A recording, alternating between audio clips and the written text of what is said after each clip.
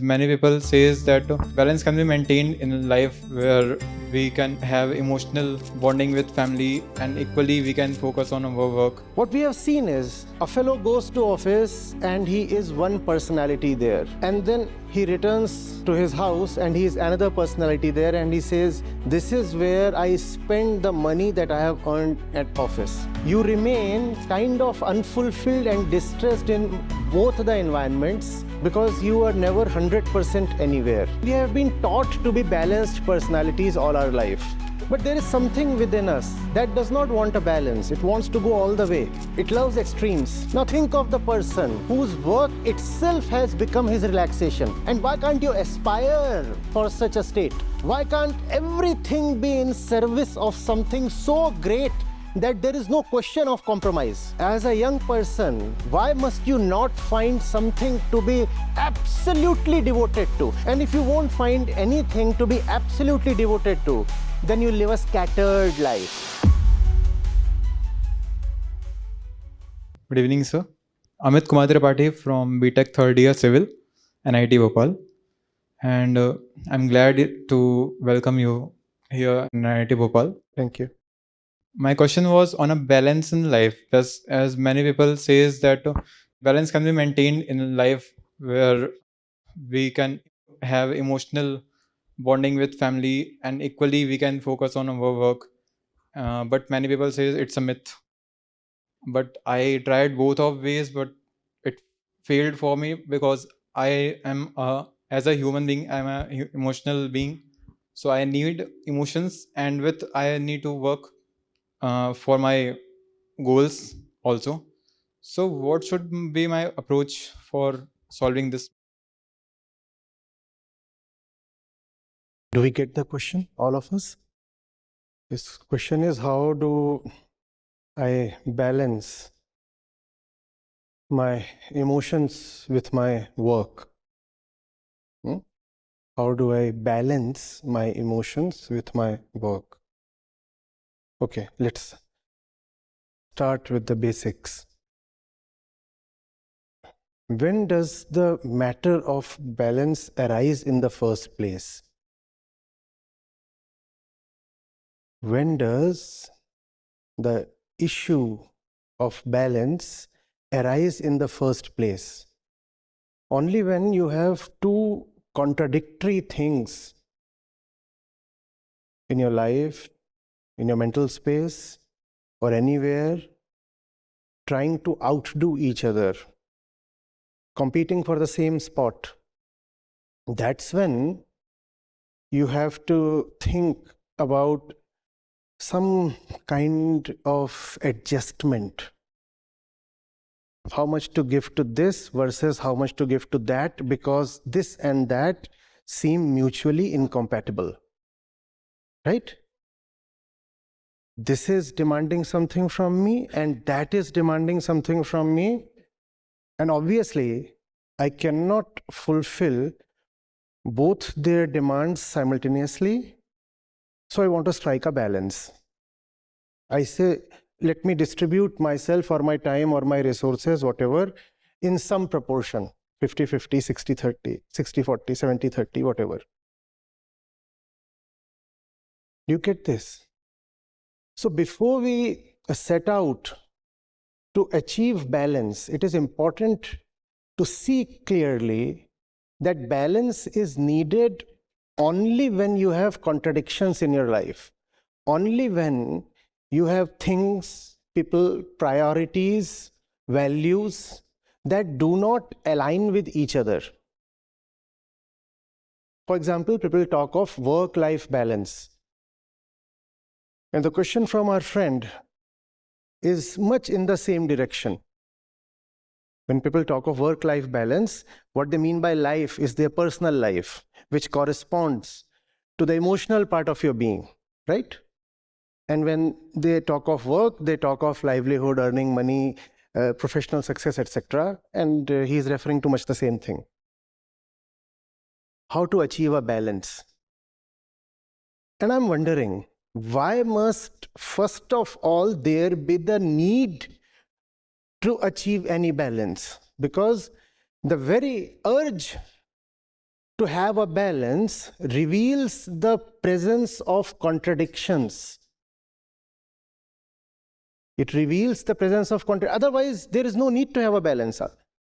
And when there is balance, obviously, it means you are not allotting your 100% to either side. It is some kind of compromised distribution of whatever you have. That's a balance, right? That's a balance. And we have been taught to be balanced personalities all our life. But there is something within us that does not want a balance. It wants to go all the way. It loves extremes. It loves totality, absoluteness, wholeness, completeness. Nothing short of 100%. Is that not so? Would you enjoy it if I tell the balanced truth to you? Please tell me. What do you want, 100% of it? Or a balance between truth and falsehood?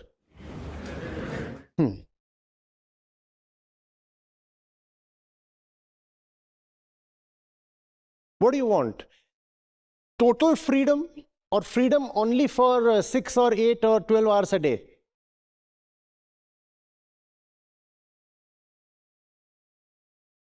How do you want to be loved and how do you want to love? Totally or partially? You understand what this thing balance implies? You can never be total in your life.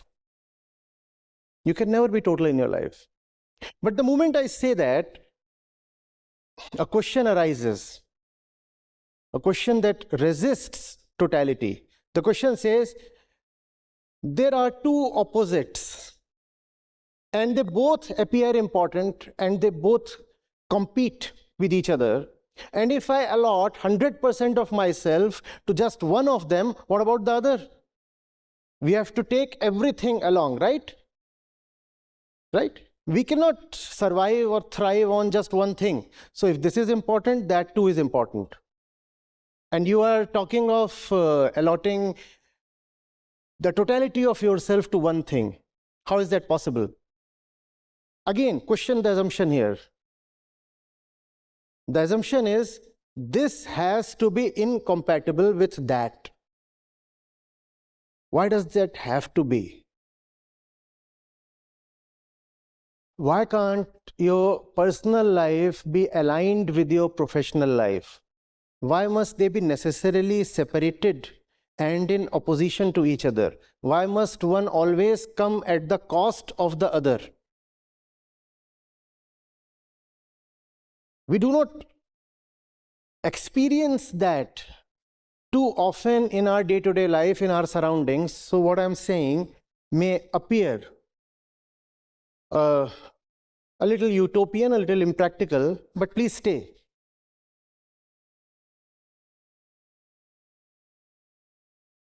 What we have seen is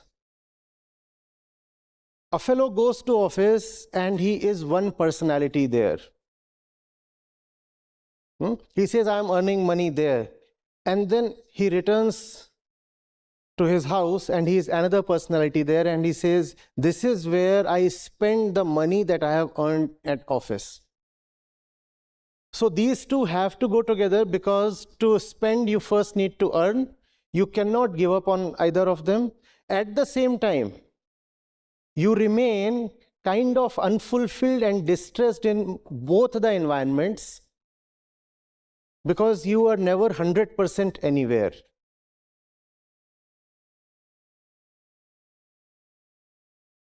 Why is it so that one part of life has to be totally separated from the other part? Think of what our friend is saying. Why do your emotions have to be in opposition to your work? Why can't your emotions be aligned to your work? And tell me, would you be able to give 100% to your work if your emotions are running haywire hither thither? You are at your workplace, you are engaged with some project, but your emotions are talking of some other thing. Now, you cannot engage with your emotions, and your emotions will not allow you to engage with your work.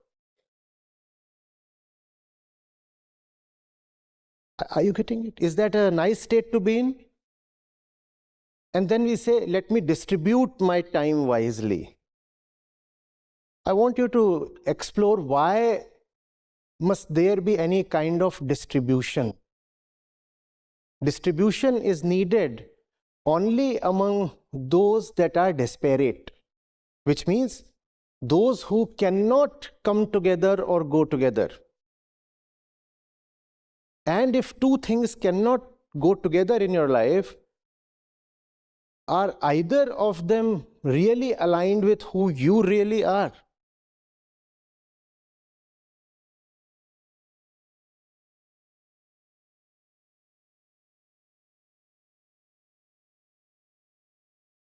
Why must my personal life be separated from my professional life? Why?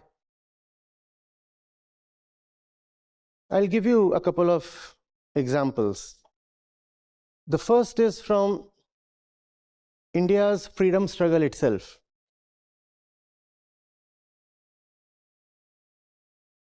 We have had revolutionary couples. Revolutionary couples. As a young man, when you talk of emotions, a large part of that relates to the opposite gender and the fact that you would be soon starting a family and such things. So you'll figure it out on your own. I'm referring to the revolutionaries of Bengal.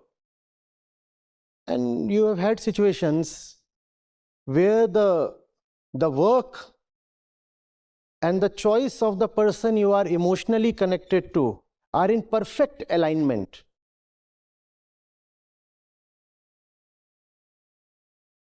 Now your partner isn't going to complain, give me more time. Your partner is not going to say, you don't have work-life balance, you are giving so much to your work and nothing to me. Whatever you give to your work, you are also giving to your emotional life, to your family life, because your partner is a part of your work. Don't dismiss it as too utopian too early, because if you dismiss this, then you are dismissing a very strong possibility in your life. If you are dismissing this, then you are dismissing the possibility of wholeness in life.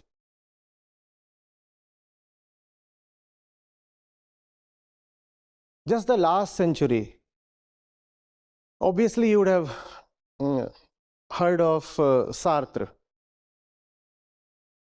Huh? Being a nothingness. Existence precedes essence. Right? And Sartre is a great philosopher, and he has a relationship with another philosopher, feminist philosopher. What's her name? Yeah, Simone Beauvoir. And they meet and they discuss work. Now, Sartre doesn't have to stop work to meet her. They meet and they discuss work. And it is out of these meetings that both of them could actually come up with their greatest work, books, and philosophy. The work is the date. The official meeting is the date. Now, this fellow won't have to ask for a balance, because he has been honest enough, authentic enough, and daring enough to make work itself life. Now, work and life are totally overlapping. So you don't have to balance one against the other. They are one already. There is no question of any balance. The question of balance arises only when we first of all compromise. And most of us agree to live compromised lives because we have not been shown too many examples to the contrary. All around ourselves, we see only compromised figures. So we feel, probably that's the only possible way of life. No, that's not the only possible way.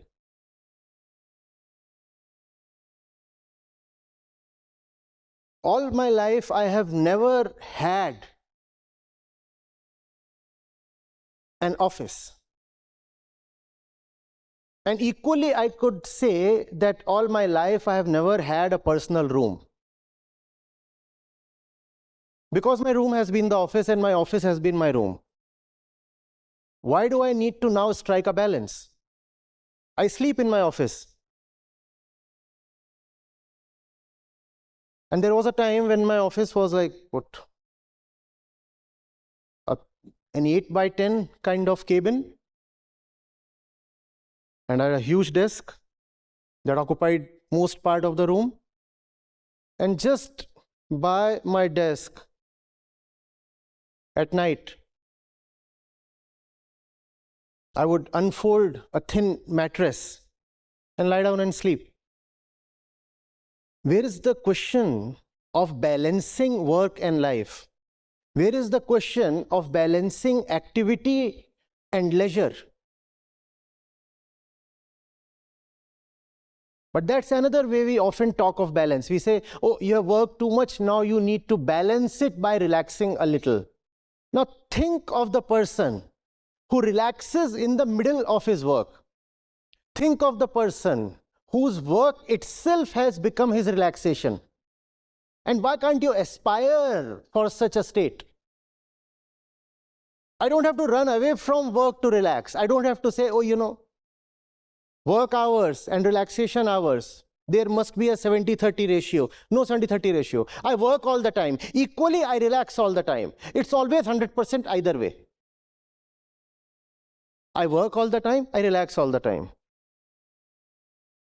In fact, my nicest, most peaceful and deepest moments of relaxation are moments like these.